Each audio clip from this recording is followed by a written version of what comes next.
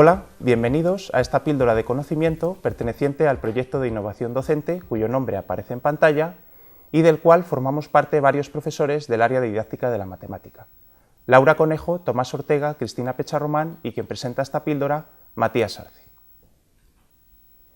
Esta píldora en particular se centra en el teorema matemático que probablemente sea más popular entre la población, el teorema de Pitágoras, uno de los teoremas fundamentales del triángulo rectángulo. Esta presentación, esta píldora, va a tener la siguiente estructura. Comenzaremos con el establecimiento del enunciado del teorema, explicaremos su significado, posteriormente haremos la comprobación numérica del mismo, a partir de la construcción de la figura y del dinamismo de la misma, y finalmente presentaremos tres demostraciones distintas del teorema, ambas muy sencillas, pero que muestran la gran variedad de conocimiento que se ha generado en torno a este teorema. El enunciado usual con el que se presenta el teorema de Pitágoras en los libros de texto y en muchos manuales es el siguiente. En todo triángulo rectángulo, el cuadrado de la hipotenusa es igual a la suma de los cuadrados de los catetos. Generalmente, las aplicaciones del mismo suelen ir ligadas a la visión de este cuadrado como un cuadrado numérico y la aplicación del teorema como un teorema de longitudes, donde lo que se busca, por ejemplo, es calcular el tercero de los lados de un triángulo rectángulo conocidos los otros dos. No obstante, el origen del teorema no está ahí, sino que está en la visión de estos cuadrados como cuadrados geométricos. En la figura que se presenta aquí, vemos cómo se ha construido un triángulo rectángulo y se han construido tres cuadrados. Un cuadrado sobre el cateto menor, del lado del cateto menor, un cuadrado sobre el cateto mayor y otro cuadrado sobre la hipotenusa. Así, lo que realmente estableció Pitágoras al demostrar el teorema, al enunciar y demostrar este teorema, fue que la suma de las áreas de estos dos cuadrados construidos sobre los catetos coincidía con el área del cuadrado construido sobre la hipotenusa. Para enfatizar este hecho, el enunciado alternativo que vamos a manejar en toda la píldora es el siguiente. En todo triángulo rectángulo, el área del cuadrado de lado la hipotenusa es igual a la suma de las áreas de los cuadrados de lados los catetos. Como hemos dicho y volvemos a remarcar, es fundamental tener presente que el triángulo ha de ser rectángulo. Y es fundamental ver el teorema no solo como un teorema de longitudes, sino como un teorema de áreas. No obstante, muchas veces se aplica el teorema, como hemos dicho anteriormente, para calcular longitudes de lados. En ese caso, el teorema que se aplica se enunciaría de esta manera. El cuadrado de la longitud de la hipotenusa es igual a la suma de los cuadrados de las longitudes de los catetos, considerando esos cuadrados como cuadrados numéricos. Comprobaremos el resultado antes de pasar a establecer varias pruebas del mismo.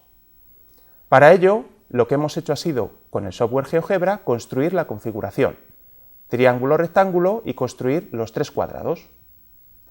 En esta imagen que aparece aquí vemos un momento puntual, un momento estático de esa construcción. El cuadrado azul, que sería el cuadrado sobre el cateto menor, tiene un área de 9,95 en ese momento. El cuadrado rosa tiene un área de 26,05. Podemos observar cómo la suma de las áreas de esos dos cuadrados coincide con el cuadrado sobre la hipotenusa, 36. Al dinamizar la figura, ¿seguirá siendo cierto esta igualdad? Veámoslo en el siguiente vídeo. En este vídeo dinamizamos la construcción que hemos realizado moviendo el vértice A, pero de tal modo que el triángulo sigue siendo rectángulo. Fijémonos en las áreas de los cuadrados construidos sobre los catetos y en el área del cuadrado construido sobre la hipotenusa. En este recuadro se observan los valores y la suma de ambos. Bueno, pues podemos observar cómo al dinamizar la figura, esa relación, esa suma, sigue siendo igual al área del cuadrado sobre la hipotenusa. Y vamos a ir un poquito más allá, porque luego es el razonamiento o es lo que van a intentar probar muchos de las demostraciones del teorema. Si nos fijamos en este cuadrado que aparece construido sobre el cateto mayor, vemos cómo al trazar la altura, el cuadrado sobre la hipotenusa queda dividido en dos rectángulos. Bueno, pues el área del cuadrado construido sobre el cateto mayor coincide con el área de este rectángulo que aquí hemos dibujado de azul. Y el área del cuadrado, en este momento sobre el cateto menor, coincide con el área de este rectángulo que hemos dibujado aquí en rosa. Vemos estáticamente esas igualdades en este momento y al dinamizar la figura podemos ver cómo se mantienen esas relaciones. Pasamos a establecer tres demostraciones, las tres muy sencillas, del teorema de Pitágoras. Esta primera es una prueba que tiene una génesis histórica importante, puesto que es la prueba que realizó Euclides en su obra magna Los Elementos. La prueba está basada en transformaciones de las figuras geométricas sin modificar su área.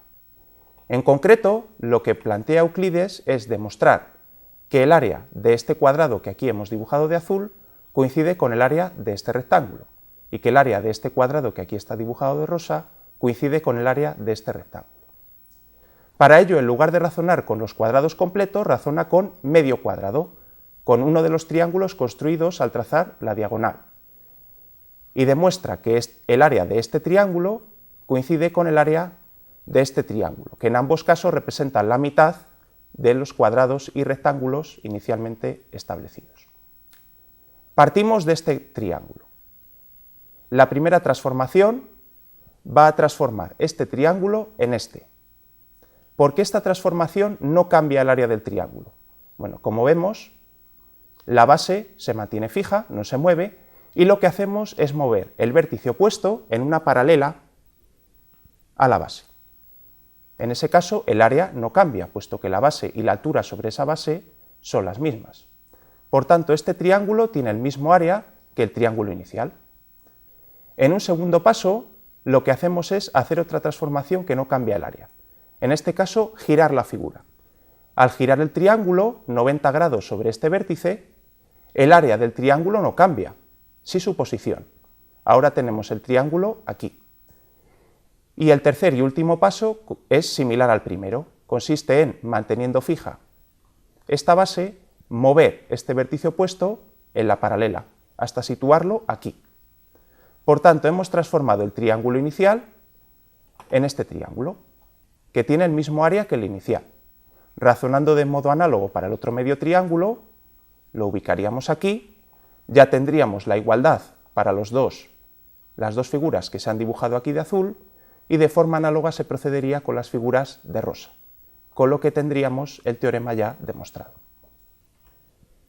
Vamos a presentar además dos demostraciones algebraicas muy sencillas del teorema. La primera está directamente relacionada con otro de los teoremas fundamentales del triángulo rectángulo, como es el teorema del cateto. La situación de partida es la misma, triángulo rectángulo, construimos la altura sobre la hipotenusa. En esta situación, ¿qué nos decía el teorema del cateto? Bueno, pues el teorema del cateto nos establecía estas dos proporciones, que escritas como igualdad de medios igual a producto de medios igual a producto de extremos, nos da estas dos igualdades. C cuadrado es igual a A por P y B cuadrado es igual a A por Q. Veamos la figura y veamos cómo realmente lo que nos establecen estas dos igualdades es la igualdad de áreas que hemos manejado previamente. El área de este cuadrado, construido sobre el cateto C, es C cuadrado, y el área de este rectángulo, AP, es su producto, A por P. Por tanto, esta igualdad nos dice que el área de este cuadrado coincide con el área de este rectángulo.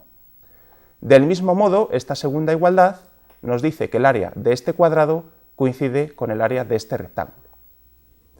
¿Cómo concluiremos la demostración? Sumando.